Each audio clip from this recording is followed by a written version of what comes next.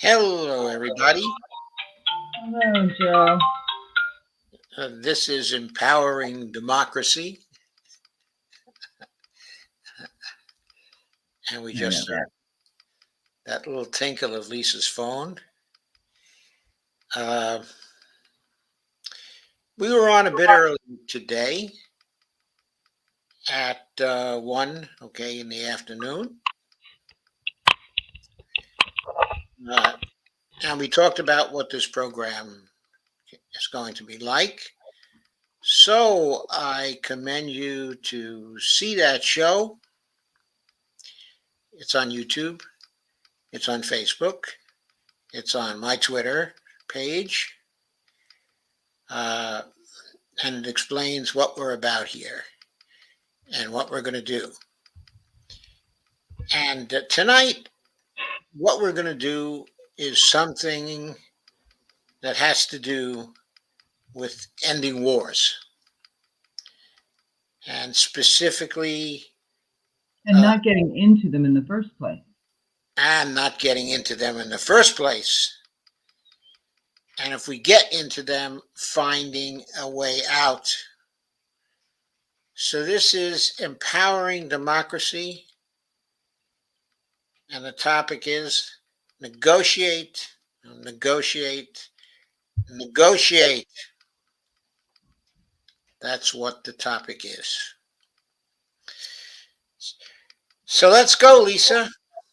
What do you want to say about how we ought to negotiate? Well, let's talk about what is going on, not only in our foreign policy, but even in our discourse with our neighbors, people we meet on the street, people that we interact with on social media. What we have right now is a divided populace. And when I say divided, it's not just the red team and the blue team per se. And I say that, I really mean that. I mean, per se. It's really hard to shed the thoughts of Democrats versus Republicans, because that is the rhetoric that is used so frequently. And it's really easy to fall back into that thinking. But we really need to catch ourselves on that and realize that the representation that we have in Congress is, for the majority of Congress, based off of special interests and the money that is donated to them or the party itself. And those are the individuals whom they listen to when it comes time to take serious votes, write policy, etc., etc. It's why we haven't gotten the kind of legislation through the Congress in the past 2 years, because of the representation that has been bought by the donors, right? But in our general discourse, what you see in the media, it's really it's really easy to fall into that trap of, instead of keeping in the forefront of your mind that we are being set up to have this deploy, it's either the red team or it's the blue team. And it's spilled down into just about every social justice issue that you watch people take a stand on, that activists go out and try to get a movement behind, right? Everybody is vying for that space of attention. everybody who's out there working on these movements wants so desperately for their movement to catch fire so that they can get the attention of our representatives or their local municipal governments to get those causes advanced. But even in those circles, like in healthcare, we have Medicare for All, which really in the past 6 years brought forth a bunch of healthcare activists. Now, there have been a lot of healthcare activists out there, but Medicare for All was sort of revolutionary in its piece of legislation. But then we also know that we have we've got a situation where Medicare for All was not put into the platform, right? So in the interim, while we pressure at the national level, it makes sense to pressure at the state and local levels for single-payer healthcare. Those of you who know and follow the healthcare debate, even healthcare activists have been divided on those issues. And in certain cases, there have been really ugly, divisive actions that have been taken to divide that movement. And if you look around, you can see it in almost every facet of our lives. That's on purpose. The corporate influences, the government itself, the administration, if they have people fighting amongst themselves over these things, what that does is it ensures that we do not get the kind of unity. I know that's a bad word. People don't like that word because it was overused. But we don't get the kind of movement momentum to make any one of these things rise. And when you do have something that gets the people in the street, like the George Floyd. Sorry, folks, I lost my connection for a minute. Oh, that's okay. You're back. I hope I was on. Oh, you were on, yes. Okay. So when we do get that kind of momentum, what happens? We had people in the streets for an entire summer.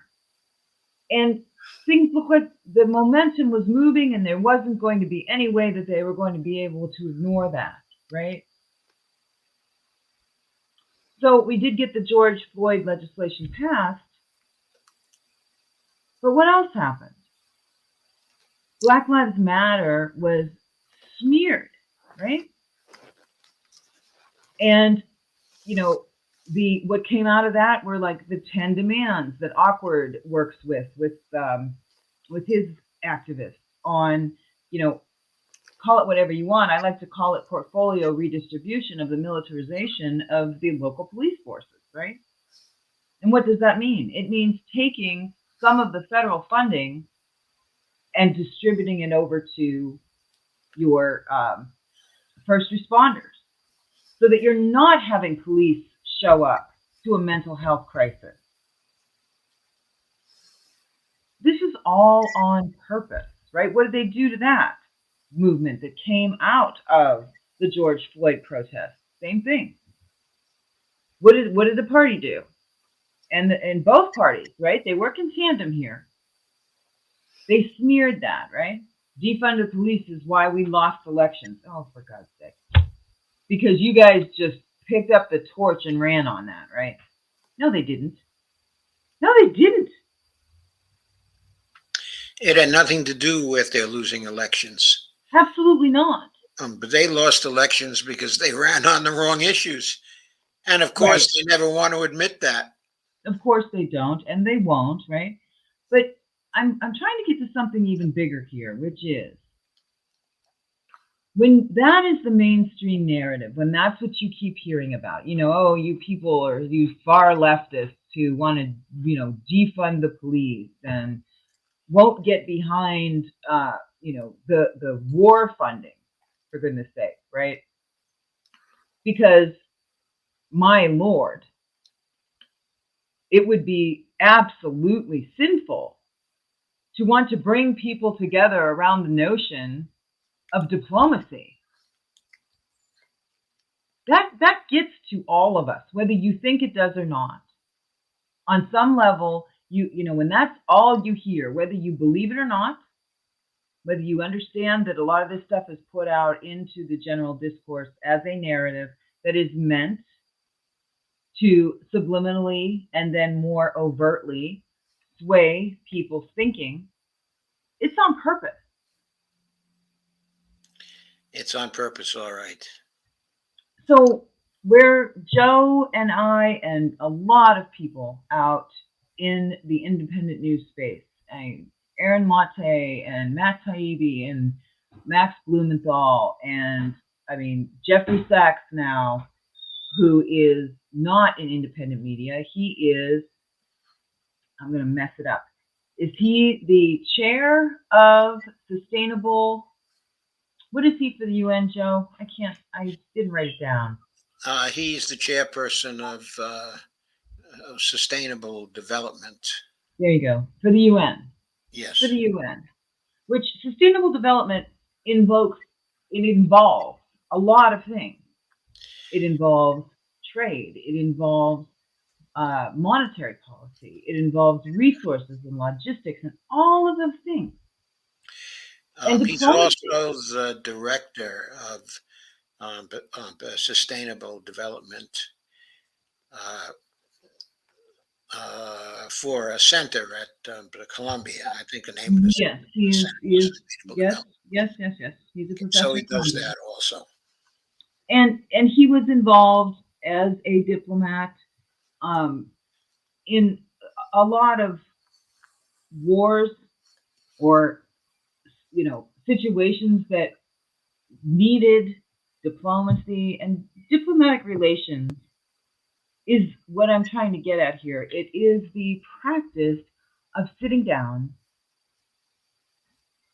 coming to the table, and negotiating with people whom you don't have their views. You don't understand, or maybe you don't live in the same sort of culture. But you come to the table and you sit down and you are doing that. You are coordinating negotiation to avoid things like economic collapse, people freezing throughout the winter, people starving, people getting infectious diseases, food, famine, the logistics around who has the resources to help and how do we get it there and who's willing to play. And why do you do that? Why would anyone sit down with people whom they don't see eye to eye with and approach a conversation in a way that has some mutual beneficial outcomes? Why would we do that? We do that for the betterment of society, everyone's society, right? Well, think about that and let's get back to what's happened here in the US with the electorate. It's the same thing. We see ourselves out on social media, and if you've been out here for years and you've gone through a couple of election cycles as an activist and a policy activist and advocate, you start to realize there isn't even any discussion anymore. All you have is insults, gaslighting. There's bots everywhere out on social media. People in neighborhoods won't talk about politics or just won't talk to anybody. That came along after 2020. And what we need to understand is that a divided people end up not willing to talk about things. They end up not willing to voice what it is that they really want to happen. And And Joe and I have been talking about this for months now, months and months and months. But here we are. with the U.S. not willing to sit down and have talks, diplomatic talks, to de escalate the rhetoric that's running around all over the world, to acknowledge that we need to sit down and talk with the leaders of these countries from a perspective where we come to the table and try to figure out what needs to happen here so that every other day we're not hearing that we're 2 steps or what are we, 1 second away, I think is the atomic clock now, the Yes, nuclear clock. yes, we are that way, according to many people. But what I'd like to focus on for a minute is the specific situation we're in with respect to Ukraine. We have a war there which, okay, is escalating. Okay, now we can spend our time talking about who's responsible for that war. We could spend our time talking about who's to blame. We can spend our time talking about the kinds of escalation we have, the kinds of conflicts. We can spend our time talking about the damage which has already occurred, and the damage which is likely to occur. Okay, in the future, we can spend our time talking about all of these details. But what they amount to is that conflict is getting more and more serious as time goes on. And of course, that there are nuclear weapons potentially involved in this particular conflict. We are backing one side of this conflict very, very strongly. And we are using that side as a proxy for ourselves in attacking another nuclear power or fighting with another nuclear power. We cannot forget that but the Russians have, according to our own knowledge, 1,600 ready for use nuclear weapons. As I understand it, that's more than we have actually ready for use. And they have means of delivering those weapons that we do not have. There's a danger that the risk of use, okay, of nuclear weapons will explode into an actual confrontation. Accidentally. Yes, accidentally, Accidentally. or maybe not even accidentally. Okay, it may be the case that but somehow one of the parties to the conflict uh, that wants to have a more serious conflict. In other words, clearly what Ukraine is trying to do is to draw us into greater support for them, and we've been giving them greater and greater support. They can't win a war against Russia by themselves. They want us into that war with both feet. They have every motive to create a nuclear accident that brings us into this war. How that would happen, I can't say. But what I am saying is that one of the parties into this conflict wants to provoke a nuclear conflict. And even if we do not want to provoke such a conflict ourselves, if there's one party that we're backing that stands to gain from it, it makes the situation a very dangerous one. Now, we've been in a situation with the Russians before.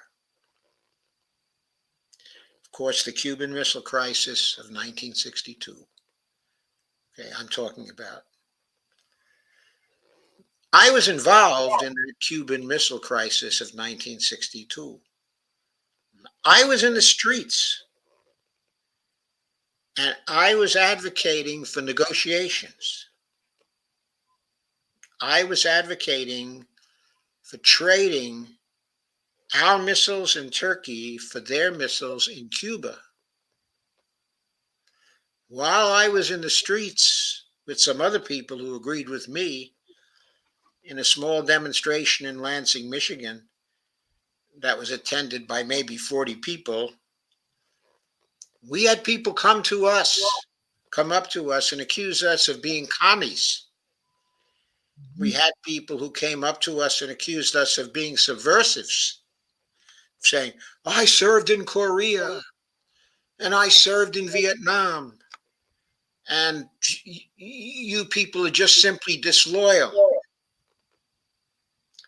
We all know about the Cuban Missile Crisis today. There have been documentaries, also dramatizations, there have been films.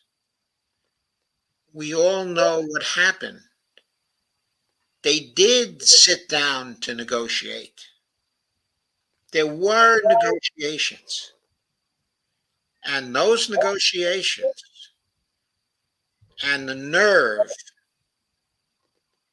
that a particular president had, someone who resisted the pressure from the yahoos here in this country, someone who resisted the pressure from the people who always want to fight a war, who never met a war they didn't like. That president resisted that pressure, and he carefully thought his way through that conflict with another sane individual who was on the other side. Yes, Nikita Khrushchev was sane and practical. It was possible to deal with him. And they traded those missiles in Turkey, the Jupiter missiles that we had in Turkey, for, if I recall correctly, it was the SA-2 missiles or the SS-2 missiles that the Soviets had in Cuba. And there was a standoff, and the standoff lasted for months. It started in October of 1962, 60 years ago. And it lasted actually until March. But they moved their way carefully through that crisis, and they negotiated their way to a successful conclusion. And after that, there was a thaw in our relations with the Soviets and a moving back from the brink with conscious intention to not be taking any more risks of a nuclear war. We have exactly that situation now. How did they get through it? With a minimal degree of trust in each other. One party taking a little step toward trusting, and another party responding with a reciprocal step. And they talked. The diplomats talked. And they got us off the edge. And we didn't have a nuclear war, and the world was not actually destroyed. The situation which exists now is that we have both sides escalating. We have the Ukrainians escalating, and we have the Russians escalating. The Ukrainians are escalating because they want to pull us into the war. And we, like idiots, are backing them to the hilt. Well, wait a minute, Joe. I mean, we did not vote to let them into NATO. We did So not vote to let them into NATO, but every time they do something to escalate this particular situation, we publicly express support in what they are trying to do. This is the type of situation that led to the First World War as well, where Germany allowed its ally, but Austria, the Austrian Empire, to pull them into war over the assassination of the Archduke Ferdinand. Francis Ferdinand in 1914, who was killed by a Serbian separatist. And the Austrians went crazy. The Germans failed to pull them back. They failed to exert the kind of pressure on them that Bismarck, if he still were running things, would have exerted. And then the Russians got involved in it. And they didn't want to get involved, but they felt they had to support the Serbians. And so they started to escalate. The First World War was unintended. It occurred accidentally. The underlying conditions were created, but nobody stopped the escalation moves when they started. In that way, it was like the Cuban Missile Crisis. But in the Cuban Missile Crisis, two people said, no, we're going to stop this escalation. And they did stop it. And it can be stopped here too. It needs to be stopped. It needs to be, Needs because to be the stopped. rhetoric that's going around It's in dangerous. it's irresponsible. It's It's irresponsible, downright irresponsible. dangerous. It does not tell the truth, okay, of a situation. Once the lies are told, everybody's got to support their own lies. Now, we're Mhm. not taking any particular part in this. That's not our interest. Our interest is in saying to you, this is a risky situation. It's not in the public interest for the United States. It's not in the interest of the American people. It's not in our interest to have a nuclear war or an extreme risk, okay, of nuclear war. It's not in our interest to have what apparently is the coming economic devastation of Western Europe. The people in Western Europe are our allies and our friends. And what? We evidently just blew up a pipeline of theirs that would save them from freezing this winter? Have we Some lost our senses? some some level of respect needs to be interjected into this situation. Right now, what we have is just like presidential debate rhetoric. It's all show. It's all, what you're getting out of the media here in the West. You don't even have the full picture of what's going on. What we are trying to say here right now is that the time the time to start calling representatives, the time to start speaking out is now. We must open up diplomatic talks. We have to do that. Yes, and what we think the line of pressure that we as people can exert runs through the Congress. It does run through the Congress. It's a classic line of pressure.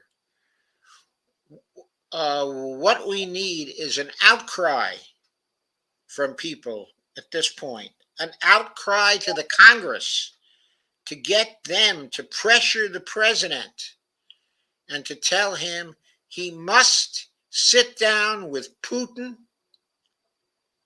and really this should be a sit down with Putin, with NATO, and NATO. with Ukraine, Yeah.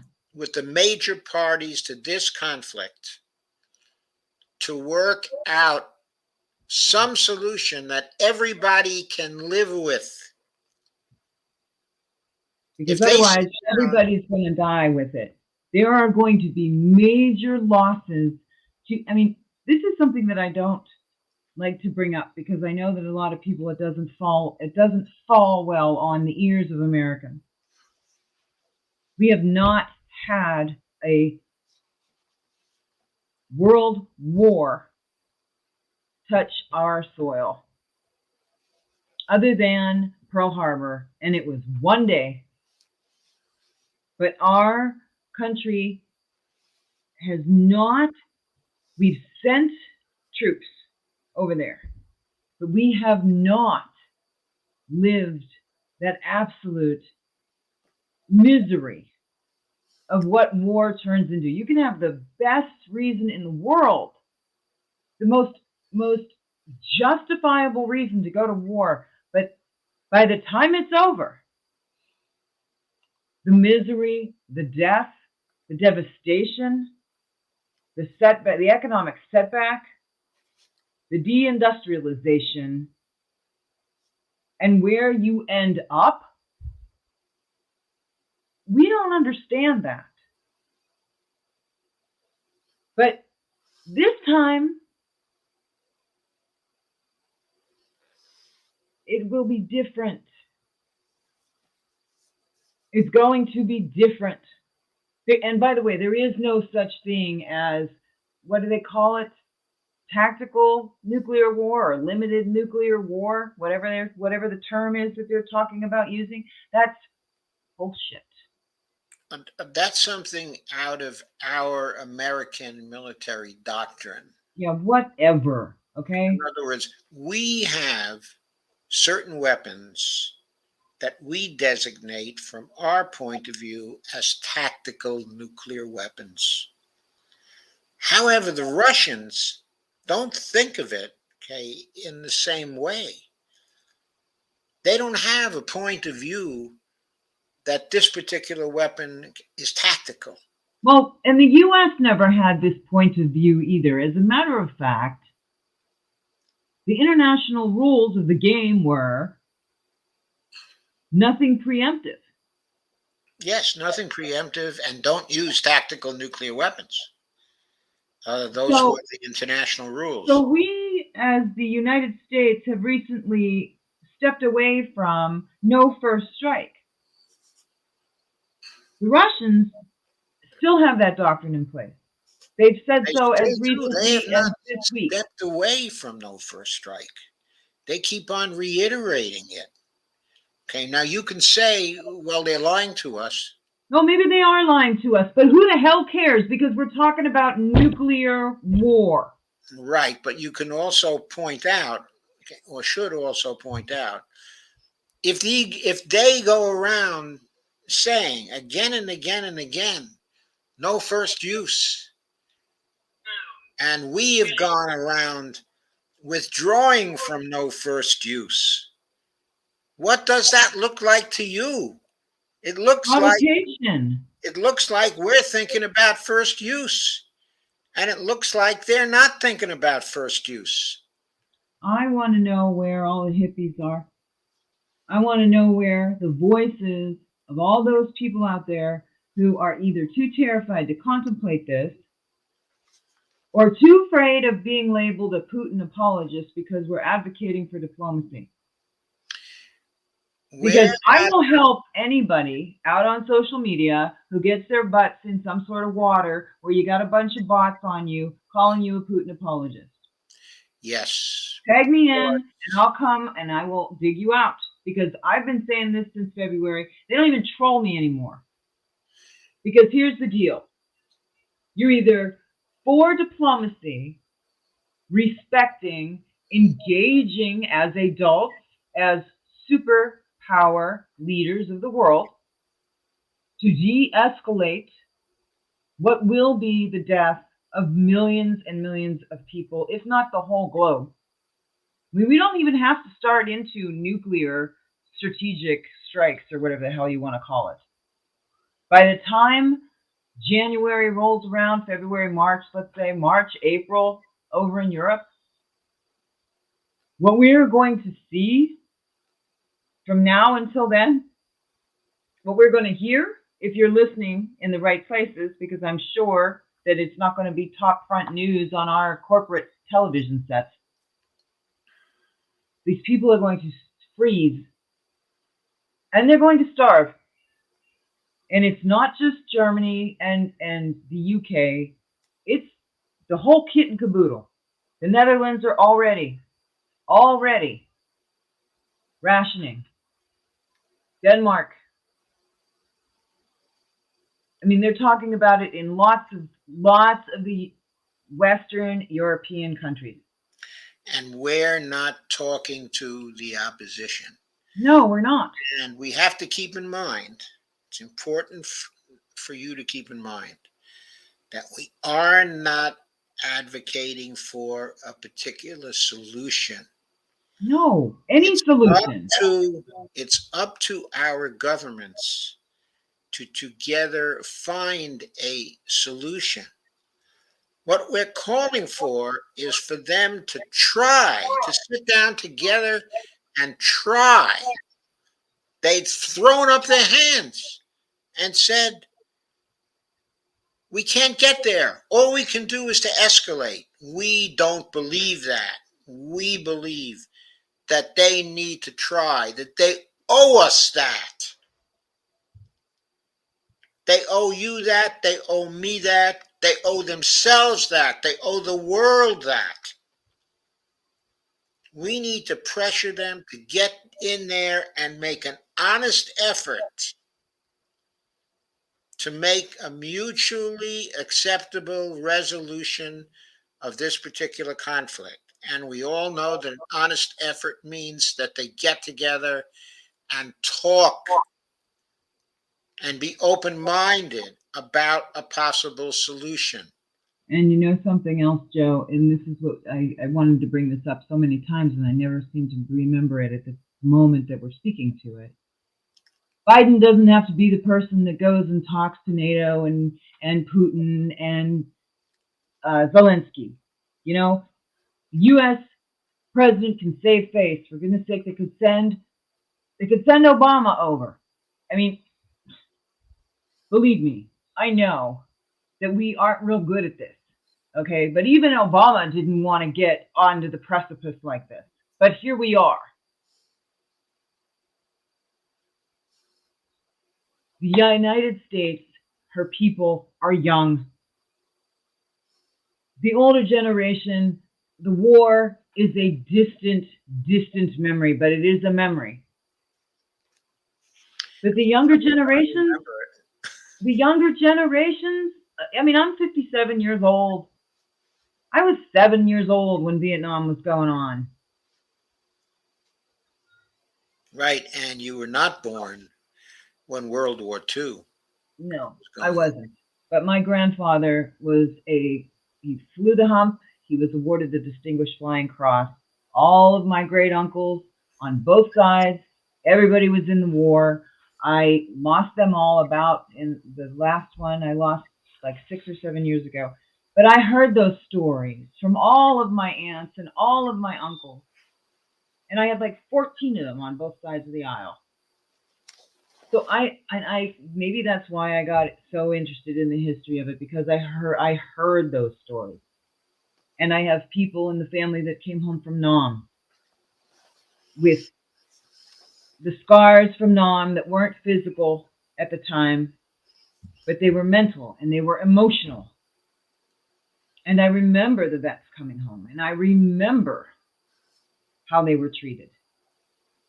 And I remember some of them coming in and teaching to the kids and then having to leave because they had a breakdown. I have family members who are still messed up from all of that. And I am not saying that we should not defend ourselves. This isn't defending ourselves. Yes, this has nothing to do with defending ourselves.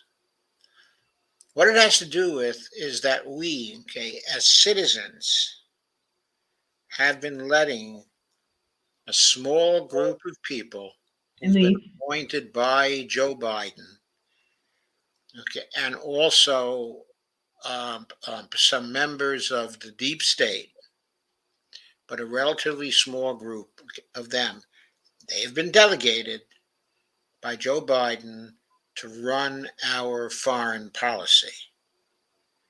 The people have not been involved. We have sat back and we have been watching it happen. well, and What there's a we have reason. been watching is the escalation and the lack of effort to stop the dangerous escalation and the dangerous risks, both to our lives and to the economy and to the world, which these people who have been running foreign policy have created. It's They've and created these risks. They're responsible for that. We now must make them responsible and accountable for bringing us back from the brink by getting them to talk to the other side and to work out a solution that everybody can live with. And I emphasize that this is about parties to the conflict being able to live with the solution. That means everybody's going to have to give up something. That's going to be too bad, but it's inherent in any conflict situation that you come to a mutually acceptable solution. It's never any fun, but if we're going to be alive 12 months from now, they better do that, and we had better pressure them to get into that situation and to do it. So we're calling for a public outcry now that's so loud that they cannot ignore us. it's time to pressure them. They are going to be voted upon. We have 1 month, 28 days from today. It's It's time. wait, Joe, it's our damned house. It's the people's It's the house. people's house. We have not had our house as the people for 30 years. 30 years. I It's think been it's co more than opted. 30 years. But we need to go We, see them. wait, let me finish. We, the people, need to cry out to our representatives and tell them that we want negotiations. And if you need to tell them that if they don't do it, you're going to have to seriously consider whether or not you're going to vote for them, do it. Because I'm going to tell you right now, after November 8th, they've got nothing to lose. You just handed them back the house. Or you just hand Time them to back do their this seat in the is house. now. It's now. The time to go see them is now. And that's what we are asking you to do. We're Call asking you to them, go see them. We're asking you to email call them. them. We're asking you to email them or send letters to them. Yeah, We're write asking letters. you to exert Dump as them. much possible pressure as you can, okay, to get up through that leadership hierarchy from the floor of the House up through the Speaker of the House and to the President of the United States. Joe, you've got to go try to solve this.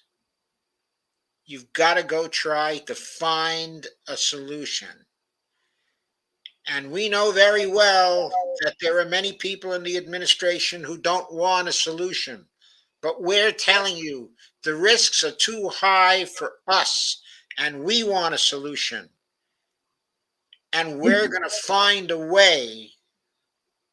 We're going to find a way to impose a political cost on you if you don't bring this solution to us. There is nothing more patriotic than keeping your country off of the brink of war if it is avoidable. Nothing, because the most precious resource that any country has are its people. The most precious resource that any military has are its enlisted people and the people in the military. I mean, put the shoe on the other foot for a second. What if this war was taking place on our sovereign? Let's just say for a minute, and we needed help from Britain. And we went to Britain and we said, you know what? We're really close. We're close to a settlement and a negotiation here. And we were told, no, you're to fight to the last American. Think What about would that. we think about that?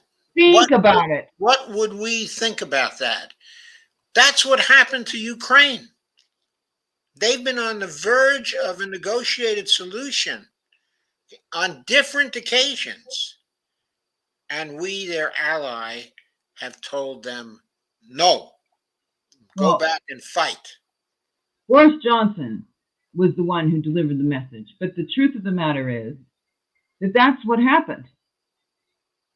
Okay? And it is not okay. Unless you're cool with people like this being slaughtered, literally, because that's what's happening, none of this is easy. No one is without fault. I don't care about any of that, and neither should you. What you should think about is, what is it going to be like when we start finding out that people are literally freezing to death? Our allies are freezing to death. What's it going to be like when we find out that the whole German economy has imploded because they have no energy? No, that's already happened. Well, the British economy, the pound took a tumble again today. The pound is a disaster. The English economy is an absolute disaster value too. of currency. We're talking about the stopping of economic activity. Well, it is all part of it, Joe. It's all part of it. I understand. It's all started to happen in Germany already, but we have not seen the final act there yet. They're not even reporting on it. They're not even reporting on it. This war has to stop as soon as we can make it possible for it to stop. It is too dangerous. It has gone on far too long. I think that's about what we have to say, isn't it, Lisa? No, I mean, we really need to. We need an outcry. We need to start letting our representatives know that we are not okay with what is going on here. We are not okay with our allies freezing and starving to death. We're not okay with the perspective of having conscription? Because that's what happened when we led ourselves up to World War II. People were freezing and starving, and there wasn't any work, and the economies collapsed. And guess what happened? Well, hell, if you join the military, we'll feed you 3 squares, we'll give you some warm clothes, and we'll give you a bunk to sleep in. And, because when you're in misery, it's really easy to turn people against their enemy. That is not what needs to happen here. But that is what I see. And you know what I would like nothing more than? Please prove me wrong.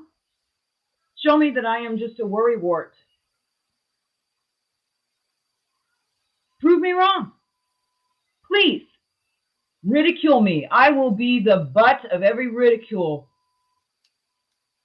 This has to stop. And the only way we're going to do it is to pressure our representatives and let them know right now, not November 9th, now. We didn't get to vote on this war. This is a goddamn proxy war. America, for the first time, 2023. Wow, what are we doing? Oh, America's in a proxy war. What? There's not even any shame here. We need diplomacy now. We have to let our representatives know that. It's not hard. You don't have to go out and protest. You need to pick up a phone, write a letter, send an email, get on social media, make a phone call. If 20 million people called the representatives, they would be like, oh my God, we're going to have to do something. It's not that many people. If 3 million people called. Now, they need to know we're watching. They need to know that we're evaluating. They need to know that we don't like what they are doing. It's not that we don't like it. It's absolutely insanity. And they have no fortitude, and they need to stop this, because every death from this moment on is on them. Yes. We didn't vote for this war, but we were supposed to, but we don't do that anymore here. It's time to take that back. Yes, it is. So let's avoid conscription and do a public outcry. That's kind of where we're at. Okay, so I hope you appreciated that, folks. That is our message for empowering democracy for tonight. If you liked what we had to say, okay, or it made you think, then please either buy us a coffee or contribute to my Patreon account. We need your support to keep on going, just like everybody else on the web right now. It's the same for us. So thank you for coming, and thank you for staying. And we'll be seeing you tomorrow. There'll probably be 3 streams tomorrow, and you'll hear about them starting in the morning, in the afternoon, and in the evening. We'll probably be here again tomorrow night, okay, at 9 p.m. to talk about some other aspect of empowering democracy. So good night for now, and we'll see you then. Good night, everybody. Thanks. Be safe.